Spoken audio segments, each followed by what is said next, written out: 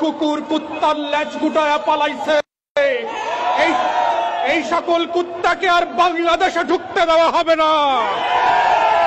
সেনা প্রধান হচ্ছে হাসিনার আর একটা গোলাম কুকুর।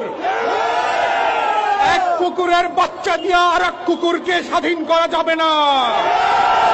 আমরা যখন কুকুরকে দেশ ছাড়া করেছি, কুকুরের বংশ সহ উৎখাত করে দেশ ছাড়া করব। কুত্তা দিয়ে যদি দেশ শাসন করার দুরভিসন্ধি করা হয়, সেনা প্রধানকে বলছি আমরা লক্ষ লক্ষ আবু সাঈদ বুক পেতে দিয়ে ক্যান্টনমেন্ট উড়িয়ে দেব।